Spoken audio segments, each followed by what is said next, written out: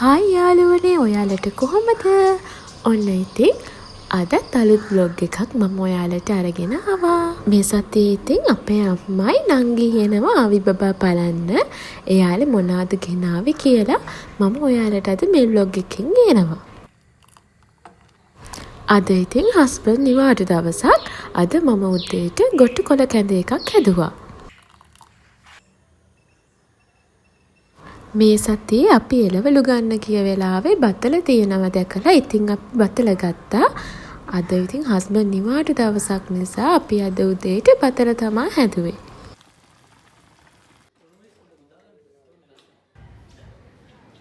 මේ බලන්නකො කවුද වහල උඩ ඉන්නේ කියලා. අපි ඉන්නේ කොළඹනේ.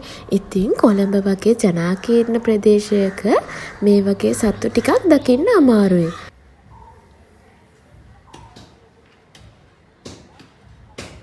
අද අම්මයි නංගි එනවා කියපු දවස. ඉතින් ආවි බබා බලන් ඉන්නව දැන් ඒ දෙන්න එනකම්. මේ බලන්නකෝ ඒගොල්ලෝ එනකොටම ආවි බබා දුවලා ගියා.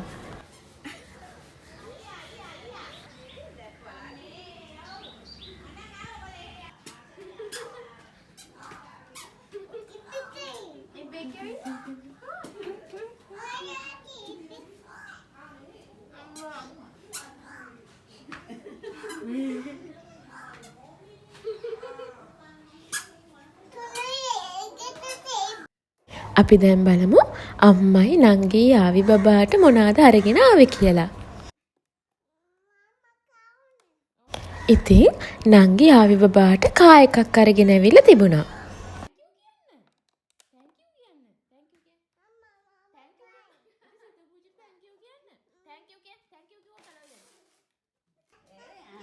මේ තියෙන්නේ නංගි ගෙදලා හදලා අරගෙන ආපු බටර් කේක් එකක්. තව පොතක් අරගෙන ඇවිල්ලා තිබුණා. එළවලු වර්ගවල රූප තියෙන පොතක් ගෙනල්ලා තිබුණා.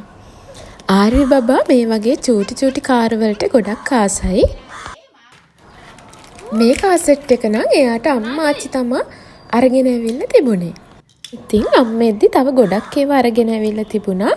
අපි දැන් බලමු අම්මා තව අරගෙන ආවේ මොනවාද කියලා.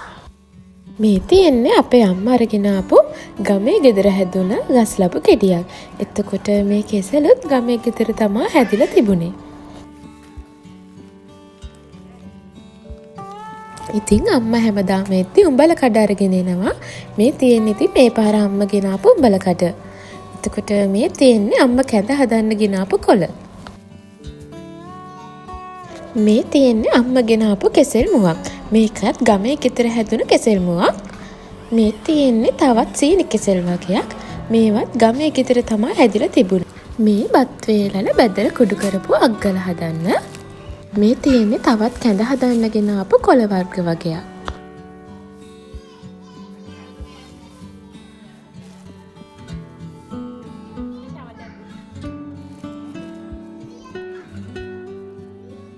මේ අම්බයි ඇපලුයි විතරයි අම්ම කඩෙන් අරගෙන ඇවිල්ලා තිබුණේ.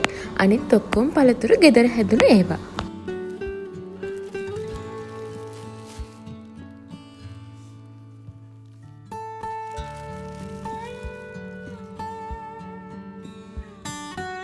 මේ තියෙන අම්මා මල්ලිට හදන්න ආපු මුංගුලේ. ඉතින් මටත් ඒවයින් ටිකක් අරගෙන ඇවිල්ලා තිබුණා.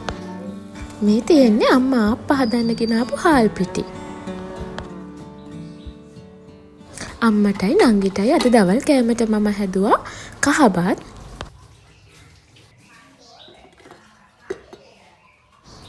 ඒකට මම පරිප්පු කරි එකක් හැදුවා. ඊට පස්සේ මම චිකන් කරි එකක් හැදුවා.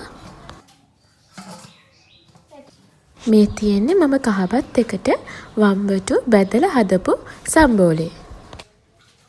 ඉතින් නංගි මීට කලින් ලෝටස් ටවර් බලන්න ගිහින් තිබුණේ නෑ.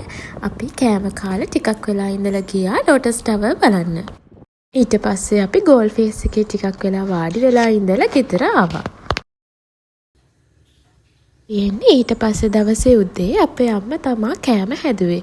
රතු කැකුළු බත් හැදුවා. ඊට පස්සේ වට්ටක්ක කරි එකක් හැදුවා.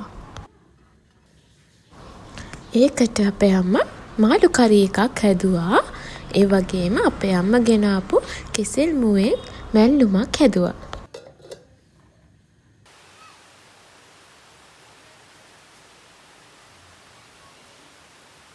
එදා හවස ඉතින් අපිට හොඳටම වැස්ස දවසක්.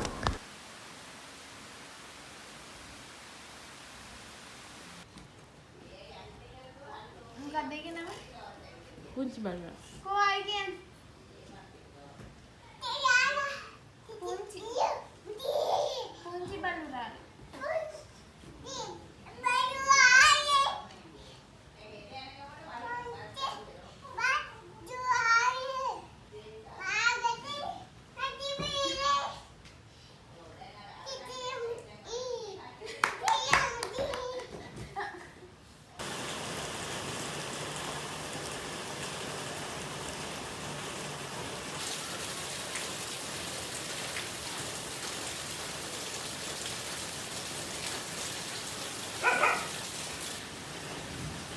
සත් එක්ක ඔයාලට මොනවාද මතක් වෙන කෑම?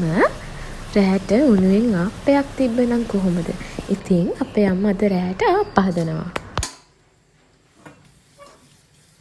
අපේ අම්මා ගමේ ඉඳලා මෙහෙ ආවහම අපි ගමේ ගිහාම වරදින්න නැති කෑමක් තමයි ආප්ප කියන්නේ. ආර්ය බබත් හරිම ආසයි ආප්ප කන්න.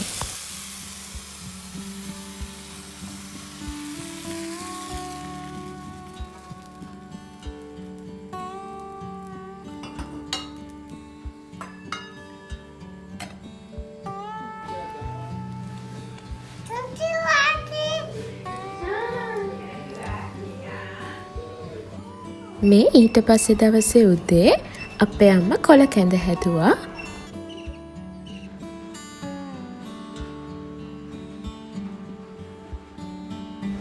එදා රෑට අපේ අම්මා මාළු දාලා රොටි හදලා දුන්නා.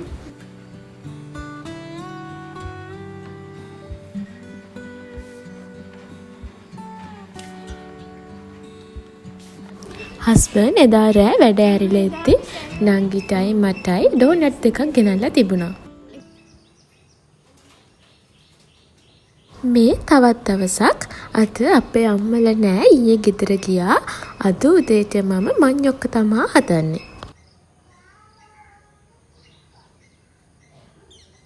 මං ඉතින් අද උදේට රතු කැකුළු බත් හදලා මඤ්ඤොක්ක තම්බලා පොල් සම්බෝලයක් හැදුවා.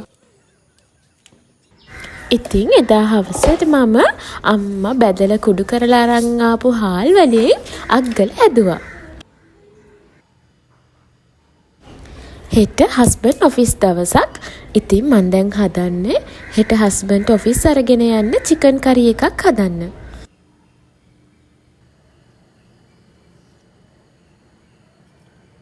මේ ඉතින් මම චිකන් කරි එක හදන විදිය මුලින්ම මම මේ විදියට තාච්චියක් ලිපේ තියලා ඒක රත් වීගෙන එනකොට චිකන් එක මැරිනේට් කරගන්න ඕන වෙන මිරිස් කුඩු 3-5 කුඩු බෙදලා හදාගන්න තමයි හදන්නේ.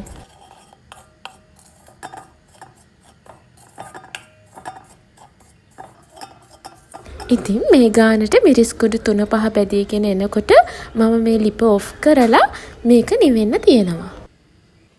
මේ තියෙන්නේ මම අද හදාගන්න චිකන් ටික. අද ඉතින් මම මේ චිකන් එකට අල ටිකකුත් එකතු කරගන්නවා. එතකොට මේ චිකන් කරි එකේ රස තවත් වැඩි වෙනවා. දැන් මම මේ චිකන් ටිකයි අල ටිකයි මැරිනේට් කරගන්න හදන්නේ. මුලින් මම මේකට කහ කුඩු ටිකක් එකතු කරගන්නවා.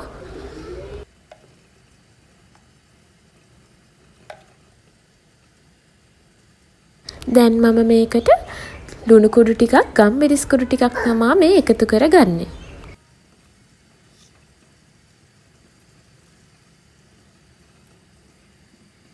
දැන් මම මේ බැදගත්ත මිරිස් කුඩු 3-5 කුඩු ටික චිකන් එකට එකතු කරගන්නවා.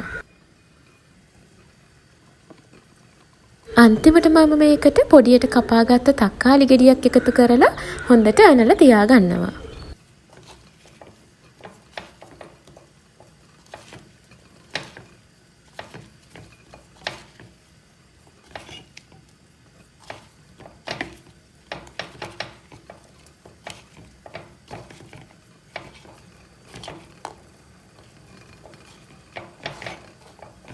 දැන් මේ චිකන් එක වහලා තියලා මමත් මගේ චිකන් කරි එකට ඕන වෙන ඉතුරු බඩු ටික ලෑස්ති කරගන්න තමයි හදන්නේ.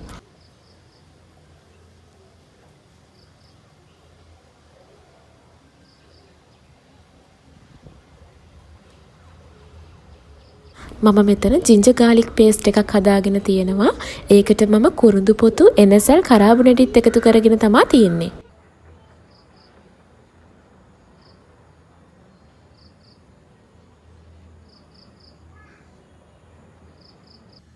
දැන් මම හට්ටියක් ලිපේ තියලා ඒක රත් වෙගෙන එනකොට මේ තෙල් ටිකක් තමයි එකතු කරගෙන තියෙන්නේ. දැන් මේ තෙල් ටික රත් වෙගෙන එනකොට මම මේකට ජින්ජර් ගාලික් පේස්ට් එක එකතු කර ගන්නවා.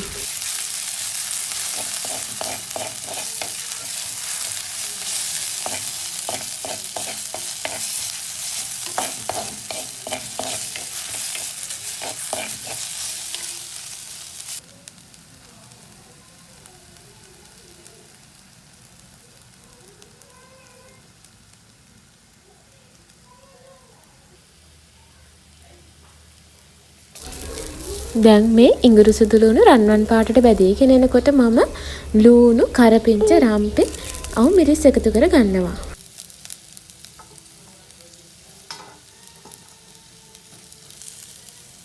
මම මේකට කරපිංච එකතු කරගනිද්දි ටිකක් ඉතුරු කරගත්තා. මේ චිකන් කරි එක හදලා ඉවරුණාට පස්සේ චිකන් කරි එකට උඩින් ඒ කරපිංච ටික දැම්මහම තවත් සුවඳ වැඩි වෙනවා.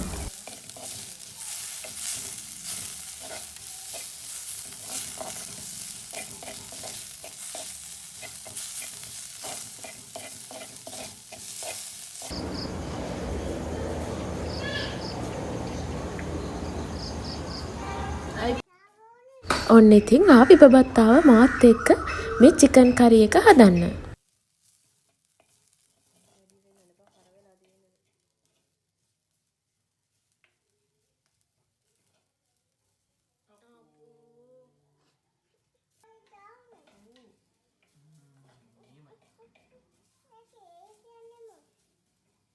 දැන් ඉතින් මේ ටික හොඳට ටෙම්පරාදු වෙගෙන එද්දි මම මේකට චිකන් ටිකයි අල ටිකයි එකතු කර ගන්නවා.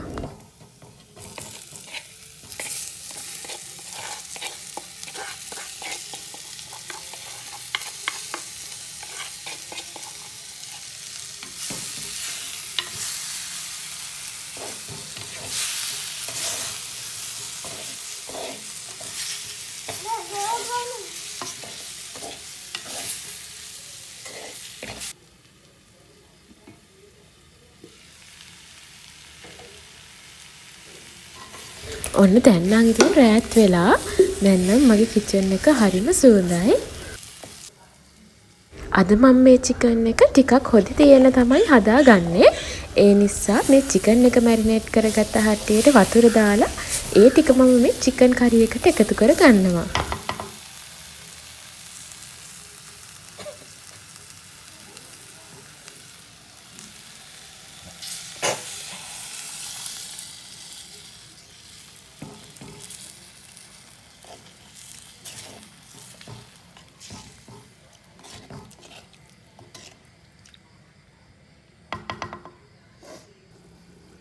මේ තියෙන්නේ ඉතින් මම හදාගත්ත චිකන් කරි එක. බලන්නකො මේ චිකන් කරි එකේ රස පාට. ඇත්තටම මේක හරිම රසයි.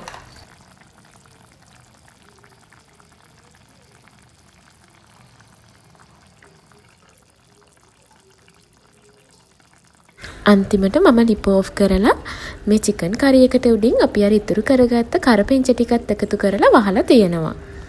මේ ඉතින් මම චිකන් කරි එක හදන විදිය. මේක ඉතින් ගොඩක් අඩුපාඩු ඇති.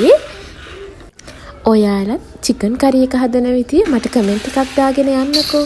එහෙනම් ඉතින් අදත් vlog එක බලපු ඔයාලා හැමෝටම ගොඩක් ස්තුතියි. ආයෙත් අලුත් vlog එකකින් හම්බ වෙනකම් ඔයාලා හැමෝම පරිස්සමින් සතුටින් ඉන්න.